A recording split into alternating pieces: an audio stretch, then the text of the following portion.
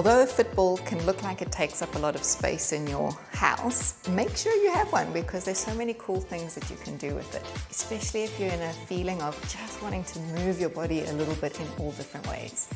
Come and join me as we go through all those different ranges in your spine and your different joints.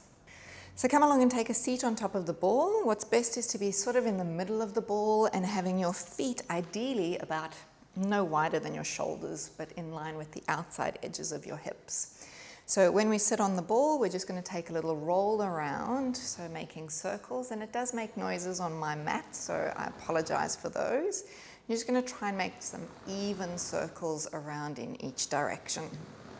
And then we're going to change the direction. So as you're doing this, you're not trying to drop your body height, you're trying to keep the image of, say, balancing a set of books on top of your head, as you're moving the lower body around in a circular action.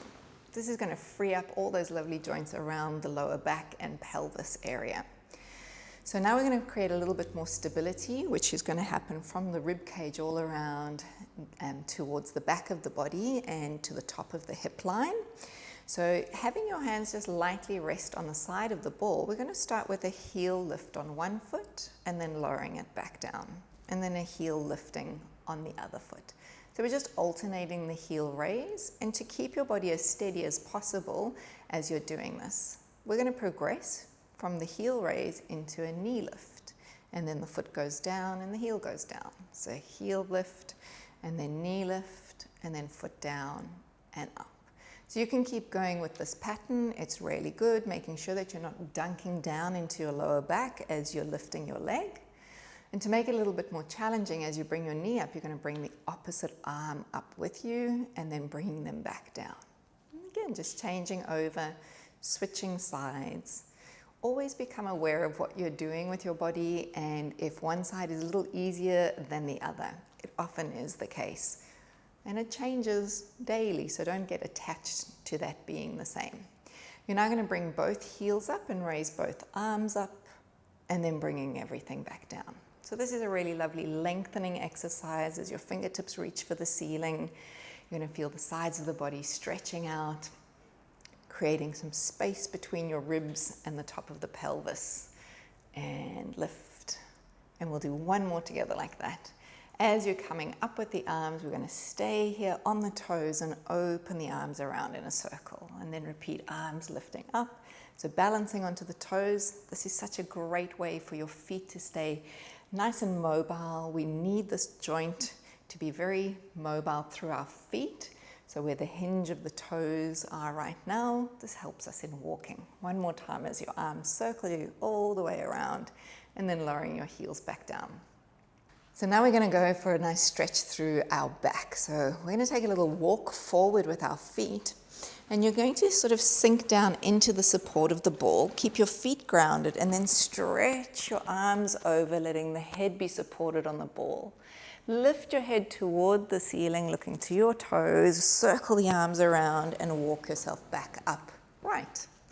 And then we do that again. We walk ourselves out, lying your spine over the support of the ball, always, never feeling stressed in this movement, and then head up, arms circle, and rolling yourself back up into sitting. So we're going to add on to this. If you've got the feeling that you can do this safely in your body, you keep your feet where they are, stretching over. You're going to extend your legs, aiming your hands more towards the ground. So a nice big full back extension and leg extension, and then folding in again deep into the pelvis, roll and take your seat up. We'll do that one more time together. Remember, if you're not ready for this move, just stay with the one before. So support the back of the body, then stretch out through the legs, feet staying in the same position. And then again coming up, curling the head, rolling through, and sitting back up.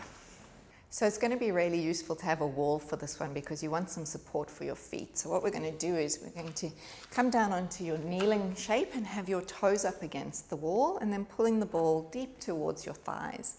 You're going to go over the front of the ball and make sure those feet are in contact with the wall. You've got your hands behind the back of your head, resting your head down, and then begin the peeling of the front of the chest up and lifting up, looking forward as you come. And then lowering down from the belly button through the front line of the body all the way until your nose is aiming to the ball again. And then pushing through the back of the head into the hands. Keep your elbows in your side eyes or your periphery vision as you're coming down and up so that you are always feeling support for the head. We want to make sure that you're not tilting the head back too far and cutting off blood supply to the back of the neck, and then stretching out long. It doesn't take long to feel super good in these exercises. On the next one, we're going to come up only onto a diagonal line, so you're not looking all the way forward. And then we're going to add a twist, so turning to look towards one side and then going through to look toward the other side. As you can see, the ball is staying really still, so not trying to push yourself too far, too fast. Just keeping nice and steady as you're looking in each direction. Using the hands behind the head is just going to help you feel where your head is in space, not letting it drop forward, but always that energy of pushing backward. And then balance into the center and coming all the way down. From here, lowering your arms down towards the mat, and then just bringing your chest up a little bit higher so that your fingertips are light onto the ground. So working into some of the back strengthening exercises as we raise an arm out in front of you and then bringing it back down. And then other side reaches out and returning it back to the mat. So as we go through, it's just an easy movement. Try not to feel like you're squeezing at the top of your neck. The image I like to think of is that as my arm is lifting, the upper arm is rolling backward into the socket, and then it's rolling forward as the arm lowers. And the right side, same movement, rolling the arm bone back and then forward. And then if you're feeling strong through both arms, we raise and we lower. Anytime you lift the two arms away from the ground, it's going to add more weight to the body, so more work for your back muscles, and of course, those elusive core muscles. And core muscles, hopefully by now you're learning that it's not just about abdominals. There's so many deeper muscles closer to the spine that are holding your stabilizing position, and then lowering yourself all the way over. Enjoy this one. This is such a nice stretch and release for your upper and your lower back. So just to get a little bit of knee joint, hip joint action going, and then preparing you for a plank, we're going to set the hands down onto the mat and then start to press away from the wall, keeping the feet in contact with the wall and the floor, and then bending to come back down. So just getting that preparation movement.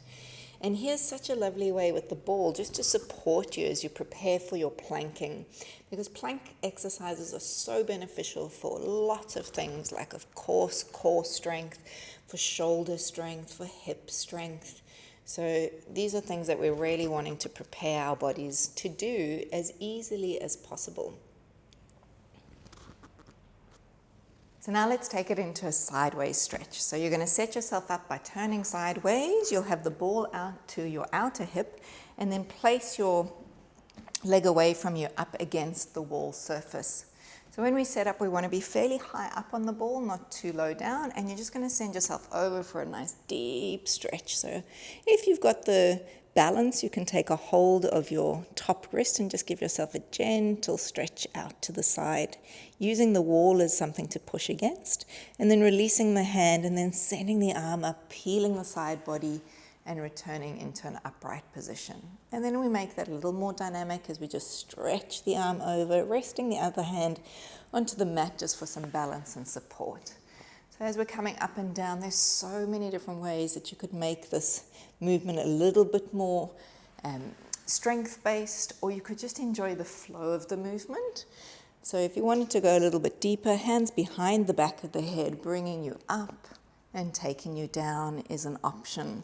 So use what feels right for you today, but remember, this is all about feeling good in your body, so don't stress yourself out. Just enjoy the feeling of what you're doing. And then we're ready to go on to side two. So the setup is really a bit of trial and error. So you want to just pull that ball in towards the side of your leg and then just play. If you're too far down, you're not going to get all the way up with ease. So you really have to just play around with how close to be at the wall or away from it. And then again, lying yourself over, opening into the ribs. Use the bottom hand just to gently traction your arm away from the side of the body, and that pushing into your foot against the wall just increases the stretching. And then easing your way up and bringing yourself into a more upright shape and then going down again. So the ball surface is just so beautiful, supported, and really encourages the body to sort of ooze out and enjoy a deep stretch. And then again, remember, if it's up to you today for this side as well, if you want to take the arms and hands behind the back of the head, that's available. If not, just keep doing what you're doing. So good anyway.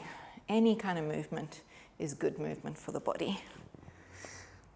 And coming all the way back up. And then let's move on. All right, so we're going to make our way down to lie onto our back. So coming down and just letting the ball be supportive around the back of your legs. So there's not a lot of tension here. You can send your arms open to the side. You could have your arms in a right angle position. This is my favorite. Or you could even have your hands behind the back of your head. So I'm going to choose my right angle shape, and then I'm just going to let my legs gently fall over, using the ball to still hug to the backs of the knees, and then coming through and sending myself to the other side. So as you're going from left to right, you're thinking of your elbow or your shoulder mostly, staying back down onto the mat surface.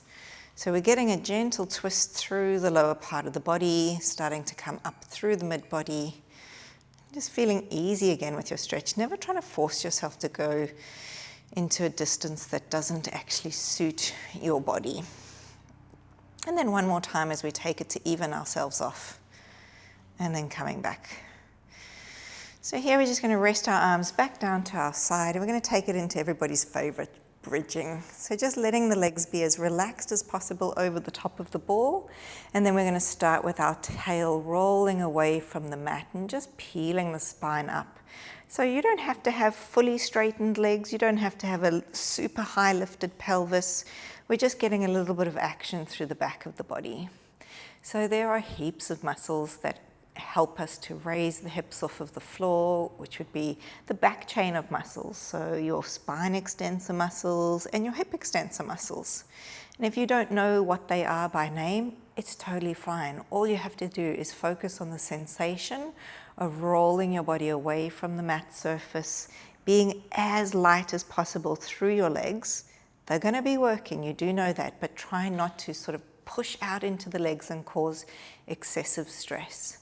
And just this gentle movement up and down is so soothing for your body, and again, it's going to make you feel fantastic and feel good.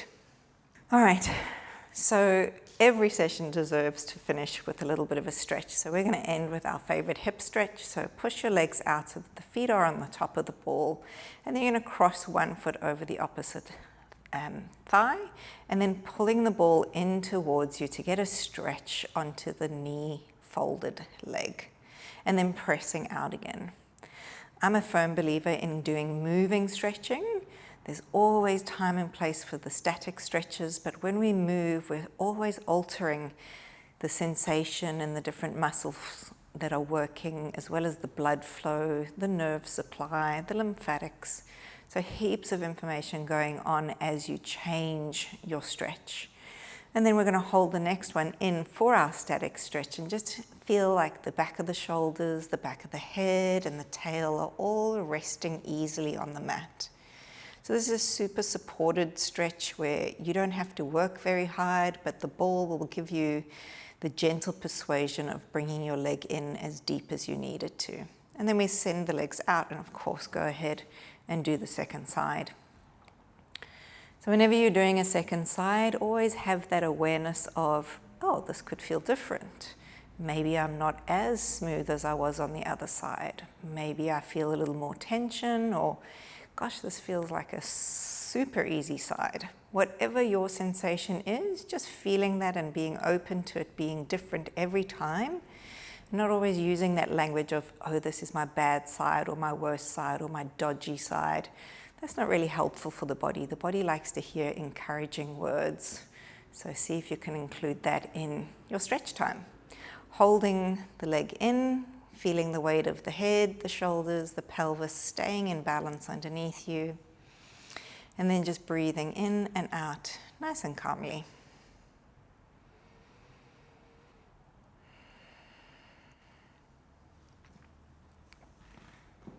And then to come up, just always when you've been down, just take your time, rolling off to a side and then bringing yourself up into a seated orientation. So, thanks for joining me for this short, brief, feel-good ball workout.